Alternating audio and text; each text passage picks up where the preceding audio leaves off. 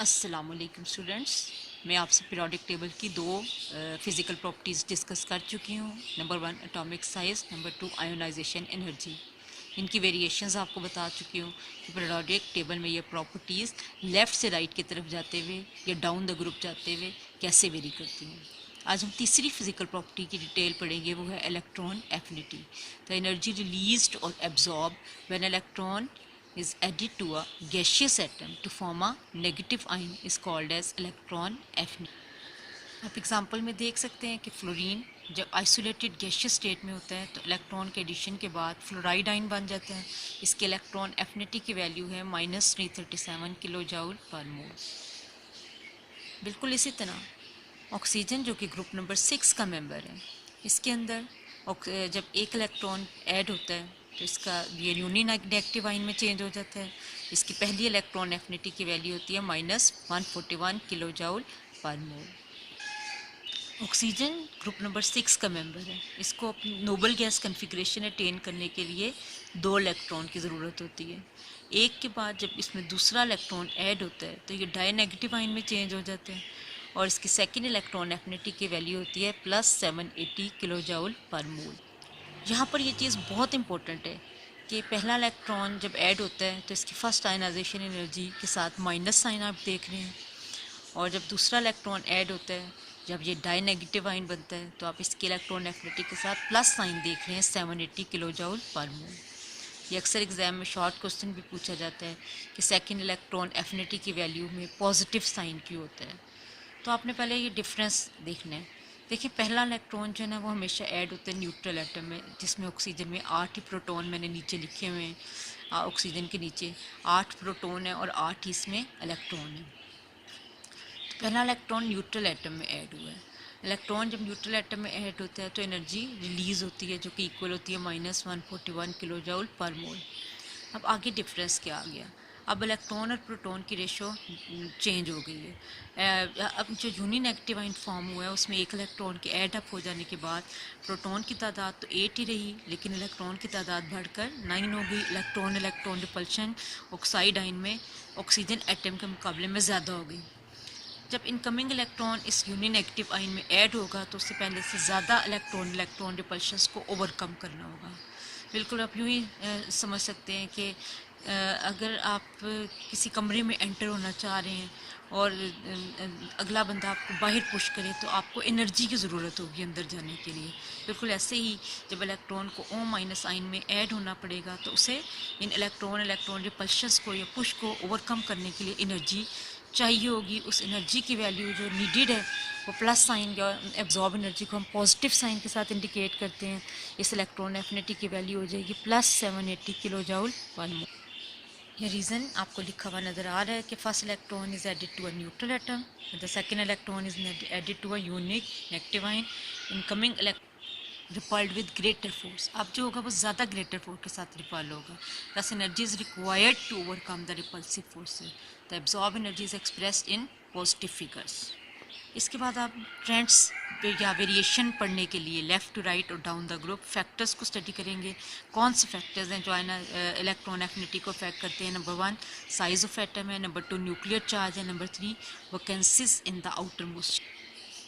आगे आपको लिखा हुआ नज़र आ रहा है कि वो एटम्स जो स्मॉलर इन साइज़ होते हैं और जिनके अंदर अपनी नोबल गैस कन्फिग्रेशन को अटेन करने के लिए सिर्फ 1 या 2 वैकेंसीज अवेलेबल होती हैं, उनकी ज़्यादा ग्रेटर इलेक्ट्रॉन एफिनिटीज़ होती हैं। जैसे कि ग्रुप नंबर 6 और 7 के मेंबर्स की इलेक्ट्रॉन एफिनिटीज़ की वैल्यू ज़्यादा होती हैं, क्योंकि 7th फैमिली के मेंबर्स को अपना ऑक्टेट पूरा करने और नोबल गैस कन्फिग्रेशन को अटेन करने के लिए 1 इलेक्ट्रॉन की ज़रूरत होती है, 6 के मेंबर्स को 2 की ज़रूरत होती है।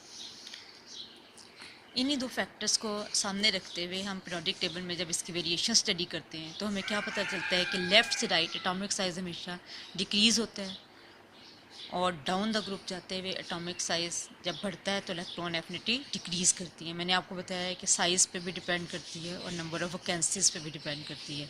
लेफ़्ट से राइट की तरफ जाते हुए एटॉमिक साइज़ डिक्रीज़ हो जाने की वजह से इलेक्ट्रॉन एफिनिटी इंक्रीज़ होती है, जबकि डाउन द ग्रुप जाते हुए एटॉमिक साइज़ बढ़ जाने की वजह से इलेक्ट्रॉन एफिनिटी में डिक्रीज़ आता है। अब हम डिस्कस करेंगे एलिमेंट्स की चौथी फिजिकल प्रॉपर्टी जो पीरियोडिक टेबल में वेरी करती है वो है metallic and non metallic character. इससे पहले अब आप 3 पढ़ चुके हैं। Number 1 atomic size, number 2 ionization energy, number 3 electron affinity. अब हम चौथी डिस्कस करेंगे metallic and non metallic character. Modern periodic table मैंने आपको पढ़ाया है, इसमें मैंने आपको मेटल्स, नॉन मेटल्स और मेटोलॉइड्स तीनों की पोजीशन बता दी है कि मॉडर्न पीरियोडिक टेबल में जो एलिमेंट्स हैं उनको 3 जगह पे देखा जा सकता है, metals, non metals and metalloids की फॉर्म में। इन तीनों में बेसिक फ़र्क क्या? मेटल्स उन सब्सटेंसेस को कहते हैं जिनके अंदर इलेक्ट्रॉन लूज करके पॉजिटिव आयंस बनाने की टेंडेंसी हो। ये गुड कंडक्टर होते हैं हीट और इलेक्ट्रिसिटी के, मेलिएबल और डक्टाइल होते हैं, और जब इनके ऑक्साइड्स को और या इन एलिमेंट्स को वाटर में डिज़ोल्व कर दिया जाए तो ये अल्कलाइन सोल्यूशन देते हैं। फॉर एग्जांपल सोडियम का ऑक्साइड है Na2O, ये एक मेटल है, जब वाटर में डिज़ोल्व करें तो सोल्यूशन अल्कलाइन हो जाता है due to the formation of NaOH, sodium hydroxide की वजह से। उसके बरक्स नॉन मेटल्स क्या होते हैं, जो कि एलिमेंट्स जो कि इलेक्ट्रॉन गेन करके या नेगेटिव आयन फॉर्म कर देते हो, पुअर कंडक्टर्स हों हीट और इलेक्ट्रिसिटी के, जनरली गैसेस की फॉर्म में होते हैं और चंद एक लिक्विड्स की फॉर्म में भी हैं, और इनके ऑक्साइड्स की नेचर एसिड। सल्फ़र का ऑक्साइड SO3 ये एक नॉन मेटेलिक ऑक्साइड है, और जब वाटर में डिज़ोल्व होता है तो एसिडिक सोल्यूशन देता है due to the formation of acid H2SO4। तीसरी तरह के एलिमेंट्स पीरियोडिक टेबल में मेटोलॉइड्स होते हैं। इनकी इंटरमीडिएट प्रॉपर्टीज होती हैं बिटवीन मेटल्स और नॉन मेटल्स, और ये जनरली सारे के सारे सेमीकंडक्टर्स होते हैं, ना तो मेटल्स की तरह अच्छे कंडक्टर्स हैं ना नॉन मेटल्स की तरह पुअर कंडक्टर होते हैं। दोनों के दरमियान या इंटरमीडिएट प्रॉपर्टीज शो करते हैं, सेमीकंडक्टर्स हैं। और इनके ऑक्साइड ना तो एसिडिक है ना बेसिक हैं, दरमियाना सा करैक्टर शो करते हैं, डुअल नेचर शो करते हैं। इनको हम कहते हैं एम्फोटेरिक ऑक्साइड। पीरियोडिक टेबल में मेटेलिक करैक्टर लेफ़्ट से राइट की तरफ जाते हुए चेंज होते हैं।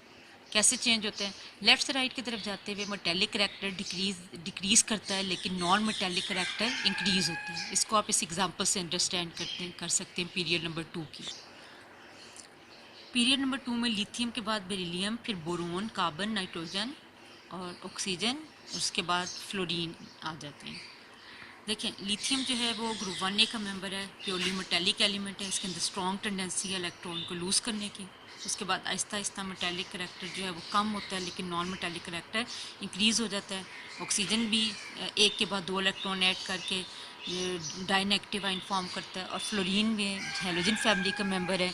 एक वैकेंसी अवेलेबल है ऑक्टेट को पूरा करने के लिए, एक इलेक्ट्रॉन को ऐड करने के बाद ये यूनिनेगेटिव आयन फॉर्म कर लेता है, तो ये नॉन मेटेलिक एलिमेंट है। तो एक ही पीरियड में लिथियम प्योरली मेटेलिक एलिमेंट है, स्ट्रॉन्ग टेंडेंसी है इसके अंदर यूनिपॉजिटिव आयन फॉर्म करने की, Li+1+1 इलेक्ट्रॉन, और दूसरी तरफ जो फ्लोरीन है उसके अंदर स्ट्रॉन्ग टेंडेंसी है इलेक्ट्रॉन को गेन करके यूनिनेगेटिव आयन फॉर्म करने की।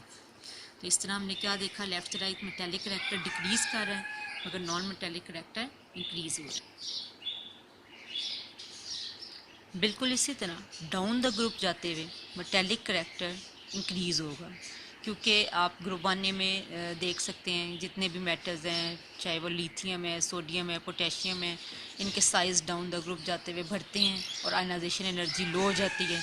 इसकी वजह से लोअर मेंबर्स ज़्यादा रेडिली इलेक्ट्रॉन को लूज़ करके ज़्यादा मेटेलिक बिहेवियर शो करते हैं। डाउन द ग्रुप जाते हुए ग्रुप 1A में लिथियम के सोडियम, और सोडियम के बाद पोटेशियम आते हैं। लिथियम से पोटेशियम की तरफ जाते हुए ionization energy down the group आते हुए डिक्रीज़ हो रही होती है। क्यों? क्योंकि इन एलिमेंट्स की इलेक्ट्रॉन लूज़ करने की टेंडेंसी और कैटाइन फॉर्मेशन की प्रॉपर्टी बढ़ जाती है। इस तरह लिथियम के मुकाबले में सोडियम ज़्यादा मेटेलिक है, और सोडियम के मुकाबले में पोटेशियम और भी ज़्यादा मेटेलिक एलिमेंट है। यहाँ तक तो हमने स्टडी किया मेटेलिक और नॉन मेटेलिक करैक्टर। अब हम 5वीं फिजिकल प्रॉपर्टीज़ पर आएंगे, मेल्टिंग और बॉइलिंग पॉइंट्स। मेल्टिंग और बॉइलिंग पॉइंट बाइंडिंग एनर्जीज पर डिपेंड करते हैं कि एटम्स कितना स्ट्रांगली एटम्स या मॉलिक्यूल एक दूसरे के साथ बाउंड हुए हुए हैं। पीरियोडिक टेबल में ये कैसे वेरी करती है? ये प्रॉपर्टी जो है वो वैलेंस इलेक्ट्रॉन्स या बाइंडिंग इलेक्ट्रॉन के ऊपर डिपेंड करती है। जब हम लेफ़्ट से राइट की तरफ जाते हुए किसी भी पीरियड में ग्रुप नंबर 4th तक मूव करके जाते हैं तो बाइंडिंग इलेक्ट्रॉन की तादाद बढ़ जाती है, और जब उससे आगे मूव करते हैं 5th, 6th, 7th और 8th की तरफ, तो बाइंडिंग इलेक्ट्रॉन्स डिक्रीज़ हो जाने की वजह से मेल्टिंग और बॉइलिंग पॉइंट भी डिक्रीज़ हो जाता है। मेल्टिंग और बॉइलिंग पॉइंट का ट्रेंड बाकी तमाम जो प्रॉपर्टीज़ अब तक हमने पढ़ी हैं उसके ट्रेंड से थोड़ा डिफरेंट है, क्योंकि हमने देखा है बाकी जितनी भी फिज़िकल प्रॉपर्टीज़ हैं या तो मुसलसल इंक्रीज़ होती हैं या डिक्रीज़ होती हैं, लेकिन मेल्टिंग और बॉइलिंग पॉइंट ये फिज़िकल प्रॉपर्टीज़ लिहाज से थोड़ी सी डिफरेंट है कि लेफ़्ट से राइट की तरफ जाते हुए किसी भी पीरियड में ग्रुप नंबर 4 के मेंबर्स पर आकर मैक्सिमम हो जाती है और फिर डिक्रीज़ होकर नोबल गैसेस के ऊपर इसकी वैल्यू मिनिमम हो जाती है। अब देखिए मैंने आपके सामने पीरियड नंबर 2 की एग्जांपल रखी हुई है। लिथियम के बाद बेरिलियम आता है, फिर बोरोन, फिर कार्बन, नाइट्रोजन, ऑक्सीजन, फ्लोरीन और उसके बाद नियोन।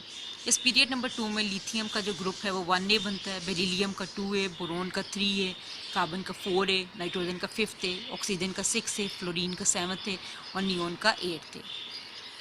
लिथियम जो है इनमें से वो जब मेटालिक बॉन्ड बनाता है अपने जैसे दूसरे एलिमेंट के साथ, तो ये 1 इलेक्ट्रॉन बाइंडिंग के लिए प्रोवाइड करता है। ग्रुप 1A के मेंबर्स में एक ही वैलेंस इलेक्ट्रॉन होता है। बेरिलियम 2 प्रोवाइड करेगा, 3A के मेंबर्स 3 प्रोवाइड करेंगे और 4th A के एलिमेंट्स मैक्सिमम 4 इलेक्ट्रॉन प्रोवाइड करते हैं बाइंडिंग के लिए। उसके बाद जब हम 5th, 6th, 7th और 8th के मेंबर्स के ऊपर आ जाते हैं तो बाइंडिंग इलेक्ट्रॉन्स की तादाद कम होना शुरू हो जाती है। नाइट्रोजन में 3 बाइंडिंग इलेक्ट्रॉन्स होते हैं, ऑक्सीजन में 2 और नियोन में फ्लोरीन में 1 और नियोन में बाइंडिंग इलेक्ट्रॉन की तादाद 0 हो जाती है, क्योंकि इसके ऑक्टेट पहले ही ऑलरेडी कम्प्लीटली फिल्ड होते हैं। अब देख सकते हैं कि जो नाइट्रोजन है उसके अंदर बाइंडिंग इलेक्ट्रॉन की तादाद हम 3 कहते हैं। क्यों? देखें नाइट्रोजन N2 की फॉर्म में एग्जिस्ट करता है। नाइट्रोजन को ग्रुप 5 का मेंबर है और अपना ऑक्टेट पूरा करने के लिए 3 इलेक्ट्रॉन की ज़रूरत होती है। जब ये नाइट्रोजन दूसरे नाइट्रोजन के साथ 3 इलेक्ट्रॉन को शेयर करता है तो बाइंडिंग के लिए प्रोवाइड होने वाले इलेक्ट्रॉन की तादाद 3 हो जाती है। कार्बन में 4 थी लेकिन नाइट्रोजन में 3 N2 मॉलिक्यूल बनाते हुए। ऑक्सीजन जब ऑक्सीजन के साथ बाइंड होता है, 6 ग्रुप का मेंबर है, ऑक्टेट को पूरा करने के लिए 2 इलेक्ट्रॉन्स की ज़रूरत होती है, तो ये 2 इलेक्ट्रॉन को शेयर करके जो है 2 इलेक्ट्रॉन बाइंडिंग के लिए प्रोवाइड करता है। फ्लोरीन में सिंगल कोवलेंट बॉन्ड होता है, 7 इलेक्ट्रॉन्स हैं, ऑक्टेट को पूरा करने के लिए 1 चाहिए होता है, 1 इलेक्ट्रॉन बाइंडिंग के लिए प्रोवाइड करता है। नियोन मोनोटॉमिक स्टेट में स्टेबल है, ऑक्टेट पूरा है, तो इसमें वो मोनोटॉमिक स्टेट में मौजूद होता है। तो हमने यूँ देखा कि लेफ़्ट से राइट की तरफ जाते हुए मैक्सिमम बाइंडिंग इलेक्ट्रॉन प्रोवाइड करने वाला एलिमेंट कार्बन है, उसके बाद नाइट्रोजन N2 बनाते हुए, ऑक्सीजन O2 बनाते हुए, फ्लोरीन F2 का मॉलिक्यूल बनाते हुए जो इलेक्ट्रॉन बाइंडिंग के लिए प्रोवाइड करता है वो है 3, 2 और 1। ये मैंने यहाँ पर शो किया हुआ है। तो इसके अलावा जो नियोन है वो इनमें से मोनोटॉमिक स्टेट में है। कार्बन जो है वो यूजुअली डायमंड की फॉर्म में एग्जिस्ट करता है और इस फॉर्म में इसका मेल्टिंग और बॉइलिंग पॉइंट मैक्सिमम होता है। डायमंड में कार्बन टेट्राहाइड्रल यूनिट्स फॉर्म करता है, जिसमें एक एक कार्बन एटम 4 दूसरे कार्बन एटम के साथ लिंक होता है और ये टेट्राहाइड्रल यूनिट तीनों डायमेंशन में जब रिपीट होते हैं तो यू स्ट्रक्चर फॉर्म हो जाता है डायमंड का। इसीलिए मेल्टिंग और बॉइलिंग पॉइंट ग्रुप नंबर 4 के मेंबर्स यानी कार्बन का सबसे ज़्यादा होता है मैक्सिमम बाइंडिंग इलेक्ट्रॉन प्रोवाइड करने के। अब हम मेल्टिंग और बॉइलिंग पॉइंट का वेरिएशन डाउन द ग्रुप देखेंगे। 1A और 2A के मेंबर्स में मेल्टिंग और boiling point down the group जाते हुए डिक्रीज़ होता है, क्योंकि डाउन द ग्रुप जाते हुए मेटेलिक बॉन्ड की स्ट्रेंथ डिक्रीज़ होती है। 1A और 2A में अल्कलाइन अर्थ मेटल्स और अल्कली मेटल्स, 1A में अल्कली मेटल्स और 2A में अल्कलाइन अर्थ मेटल्स मौजूद होते हैं। ये दोनों ग्रुप प्योर मेटल्स का ग्रुप है। जो नीचे जाते हुए मेटेलिक बॉन्ड की स्ट्रेंथ कम होती है तो मेल्टिंग और बॉइलिंग पॉइंट कम होते हैं। मैंने पहले भी बताया था कि ये बाइंडिंग एनर्जीज पे डिपेंड करते हैं मेल्टिंग और boiling.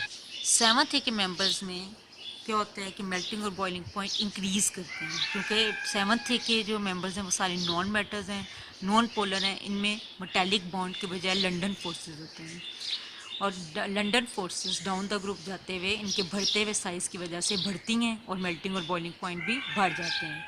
London forces increase with increasing size and polarizability and responsible for the increase in their boiling point down the group। 7th के फैमिली मेंबर्स में आप देख सकते हैं फ्लोरीन डायटोमिक है, नॉन पोलर है, ये स्मॉल साइज़ में है, उससे बड़ा क्लोरीन होता है, फिर ब्रोमीन है, फिर आयोडीन है।